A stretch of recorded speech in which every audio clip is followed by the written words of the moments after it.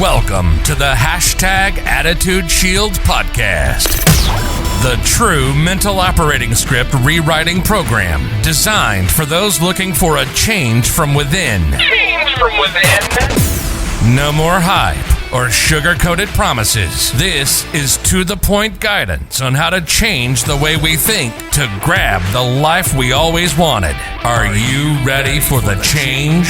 Now your host, David L. Parker.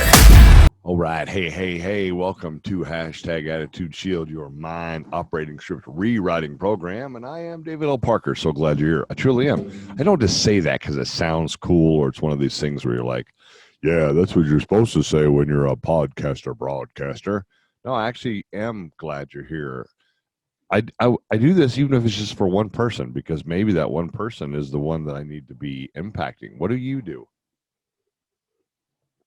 The world's become so full of me's that people have forgotten how to take care of thems.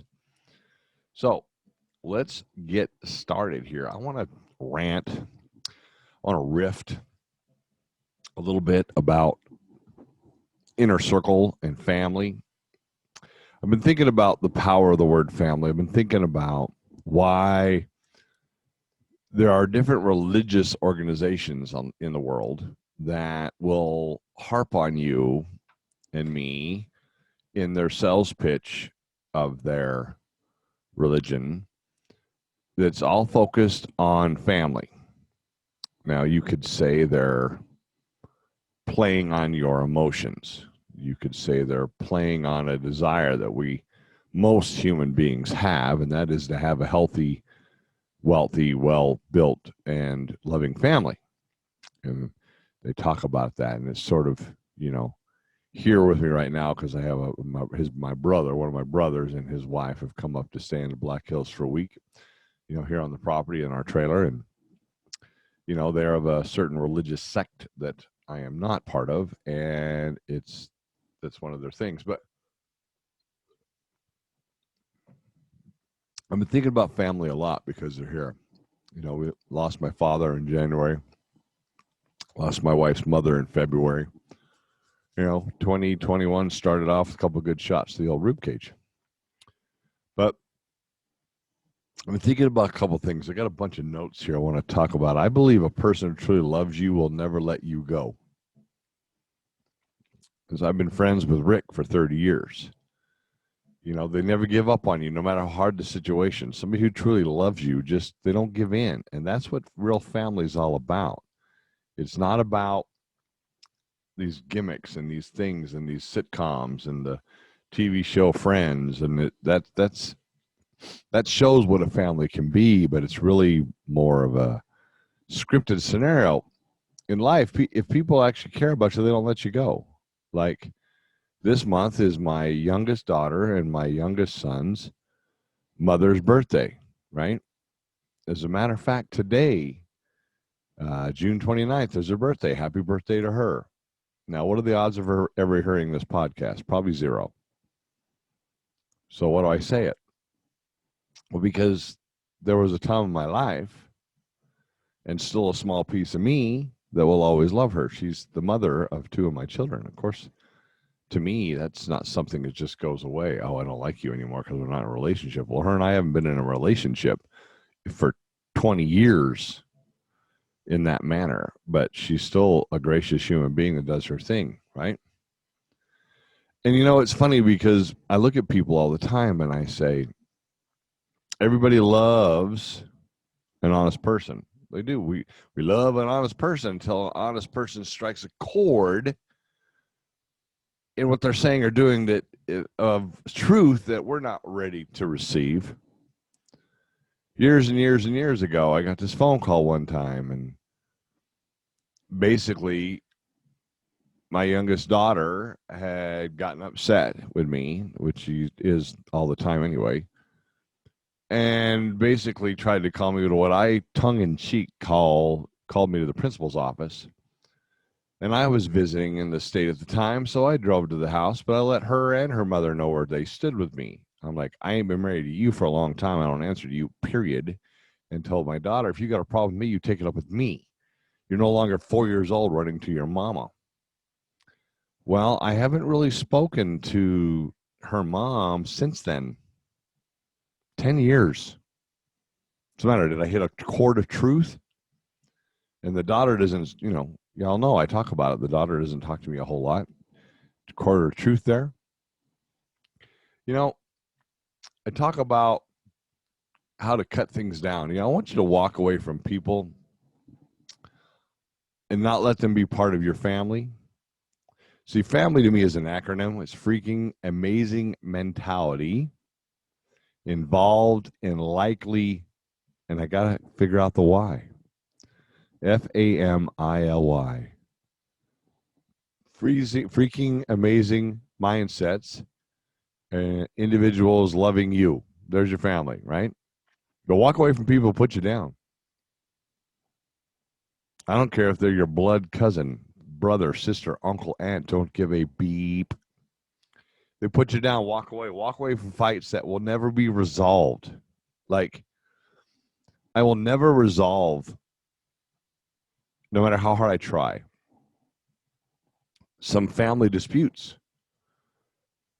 My grandson's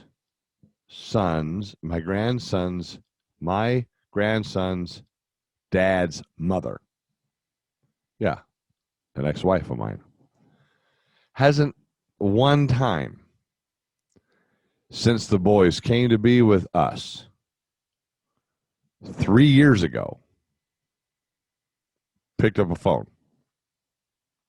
She's never sent them a birthday card. She's never inquired how they are. Nothing. Because, see, she and I are in a fight. Well, at least she thinks we are. We're not. Because I don't care. She's still in a fight with me over something that happened 35 years ago.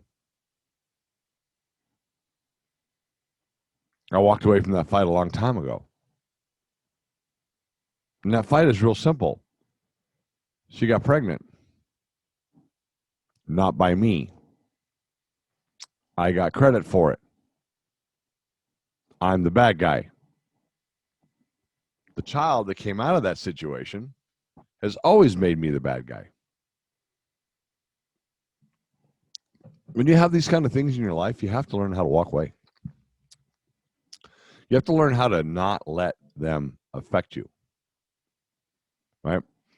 I'm actually blocked on Facebook by this daughter because I'm not her dad and because she doesn't agree with many things. So I'm the bad guy.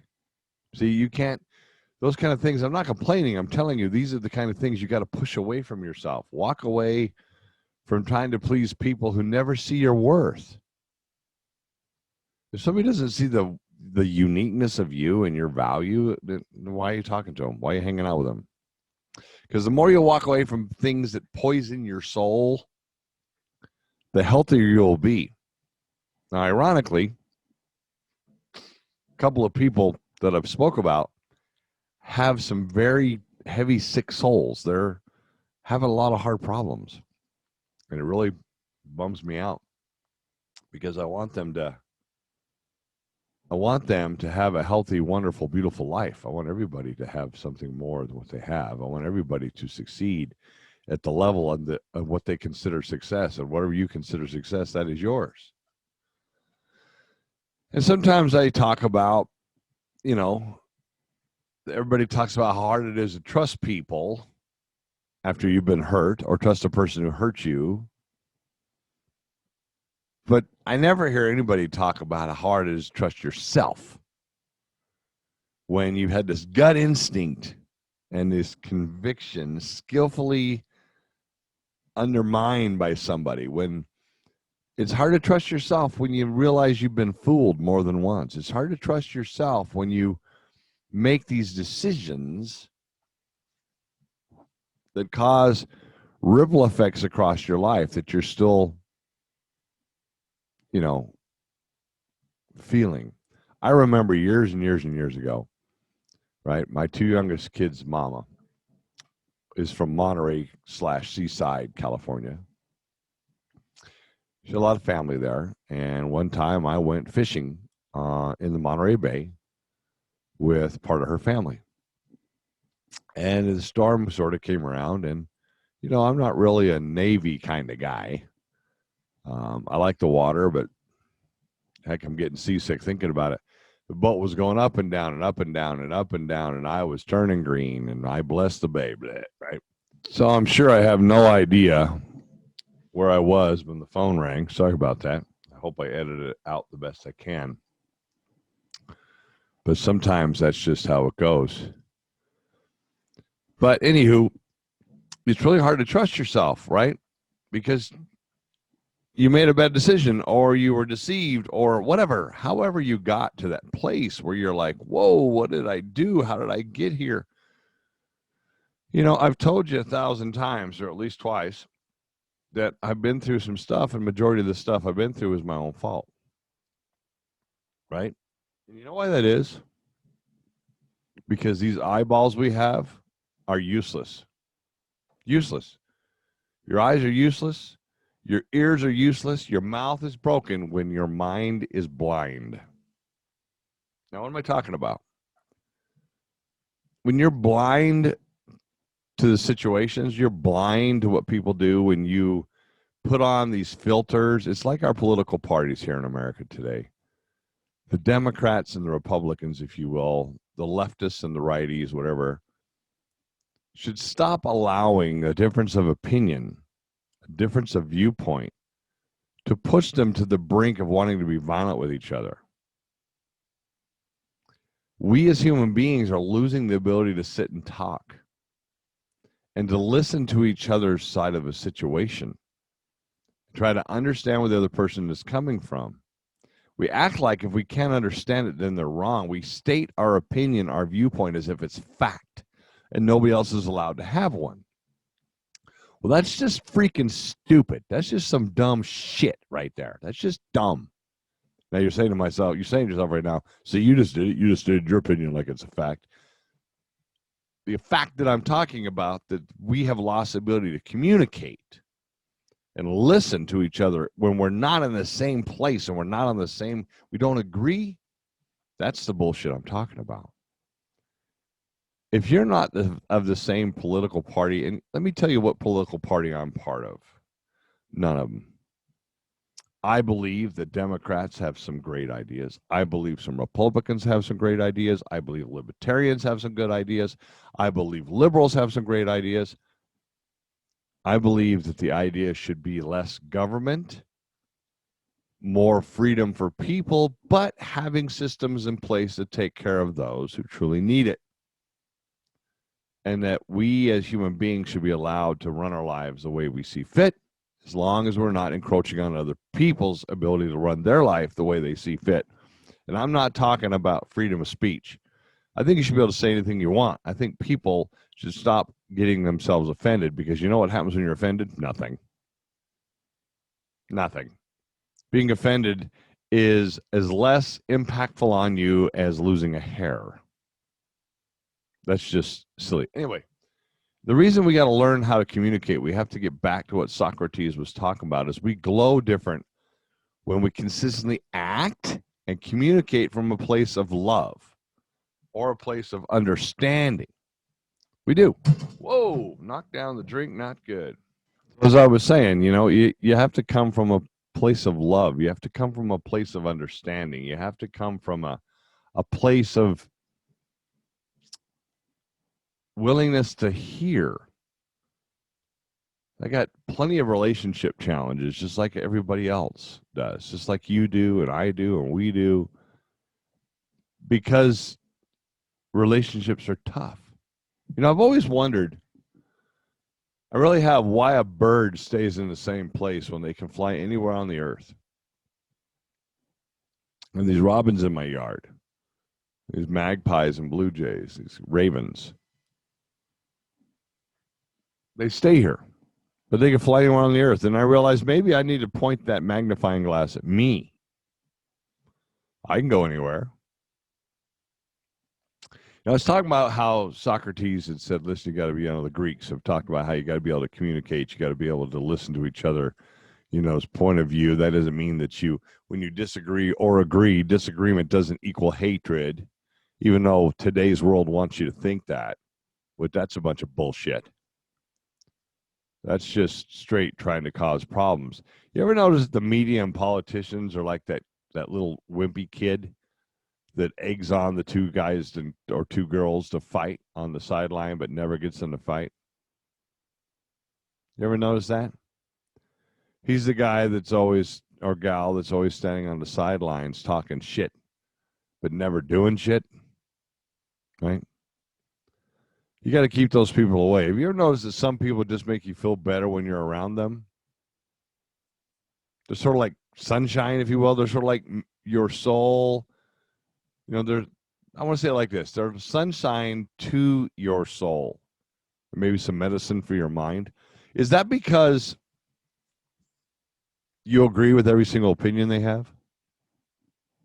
You agree with everything they think? You agree with everywhere they're going? You agree with everything they've said? No. It's not that way. As a matter of fact, a lot of times those people are not exactly like you. They're not exactly like you. They're not. There's a person in my life. I call her walking art because the way she dresses, the way she does stuff. But a lot of her opinions are completely opposite of mine. And she's connected to some people that I have to choose. Make a mental choice to not get annoyed by, not allow them, because remember, Attitudeshield, you have to choose to be annoyed. You have to choose to be frustrated. You have to choose these things. I don't care right now. You're like, no, don't. You're pissing me off. Because you're choosing to get pissed, choosing to get mad. It's a choice. If you're in a long relationship and you think it's going to last forever, it's great. But it only lasts as long as you're working for it. And all it takes is one of the people in the relationship to stop working and it fails. And I find it so ironic. Right now, in living within my circle, not part of my inner circle, as I don't take advice from this person, is a person who just doesn't see that. They don't understand that they're getting heavily involved in a relationship with when they're the one doing all the work and the other person comes and goes at will. That's some disrespectful stuff. Because this young man doesn't understand that some people will never hear you, regardless of how much, how many podcasts you do, how loud, turn up the volume, how truthful you are, how loving you are, how profoundly you speak. Some of them will never understand this. They'll never hear you. They'll never get past their own crap. They'll never grow and become what you need them to be in your life. You know what I mean? So you should wish them well and let them go. Because I truly believe that you should have a rule. And that rule is you only hang with those who have a common future. Screw the past. Don't give a shit about the past. Hang with people who have a common future, right? Like me, I'm studying IO psychology, industrial organizational psychology. Yes, I'm going to work with companies. I want to work with teams. I'm going to work with groups one-on-one on how to have better interactions, how to develop teams, because I want to hang out with people who have a common future. So guess who I've been hanging out with? IO psychology people. Hello. I'm not hanging out with bartenders because I am one. I'm not hanging out with, people, veterans. We veterans love to hang out with each other. But it's because of the common past. I have a friend. I have a guy that I truly, dearly care about, but I can't stand to be around him. My wife and I coined a phrase that this guy is contently unhappy. That's an oxymoron. But him and his wife are perfectly contently happy to complain, bitch, whine, and moan and do nothing to change their lives and enjoy themselves doing it. Him and I's connection is the past, the military, Afghanistan, Iraq, wore the same patch, shoot up the same dirt. But our futures have nothing in common. I'm not contently unhappy. I refuse to be contently unhappy. him and his wife are perfectly contently unhappy. As a matter of fact, the worst things get for them, even though their life is very good. Beautiful house on a lake. They really don't have anything to complain about. But boy, let me tell you what. They can complain like you ain't never met anybody. And that's why I don't talk to them much. Hang out with people who have a common future. I want to give you 2 more pieces of noted advice, and I got to get out of here. Relationship rules. Yum, yum, yum, yum, yum, yum, yum, relationship rules. Clear your throat. Me, you. Get in a relationship and stay faithful. I know. I didn't do it. Screws it up. Make them feel loved and wanted every day. I compliment my wife every day. Every day. Respect your partner. Don't flirt with others. It ain't funny. Have time for each other, right? Now, the last thing I want to talk about is I want you to go after your success. I want you to go after your success. I want you to go after your success, but I want you to get rid of some head trash, some bad brain damage, just garbage. Don't fake it till you make it. That's garbage, crap, caca, poo-poo, doo-doo advice. Don't do it. Don't fake nothing till you make it. Don't fake it. Don't fake it. Don't fake it. Don't fake the funk. Don't fake it. Don't fake it. Face it. Face it. Look it right in the eyeballs and face it till you make it. Get your ass up. Work hard. Fail. Stand back up. Face it again. Do it a little bit better. Fail again. Get back up. Face it again. Work harder. Fail. Get back up. Do it again. Punch it in the face. Knock it down. Get back up, get back up, get back up, get back up, rinse and repeat, and never stop getting back up. But don't you fake nothing. Nothing. How you do one thing, Coach Reber, how you do one thing is how you do everything. And when I first heard that advice, I thought to myself, that statement, when I first heard him say that, he was the head coach of the football team I was on. When I first heard him say that, I thought to myself, what the hell is he talking about? And over the years, there's been a couple, I have realized that he was 1,000% correct. How you do one thing, you do everything. So if you fake one thing, you're going to fake it all. If you cut corners on one thing, you're going to cut corners on it all. If you neglect one thing, you neglect it all. How you like them cookies? Don't fake it till you make it. Remember, how you do one thing is how you do everything. Family and inner circle is very important. Get back up and work hard. And when you fail, get back up and work hard again. And when you fall, get up and do it again. And do it again. And do it again until you whoop its butt and you win. Till you whoop its butt and you win. Remember, how you do one thing is how you do everything. Coach Reber. Dude's genius. And I will see you on the next show. Right? Hey, by the way, don't forget, we've changed. We're a Monday, Tuesday, Wednesday show. Monday, Tuesday, Wednesday. Monday and Tuesday, we talk about a topic.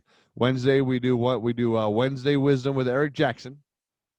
And every now and then, we might phone into the show. Most of the time, this is Monday, Tuesday, Wednesday. Because there's so much information coming at you so fast that you need other days to soak it up. All right.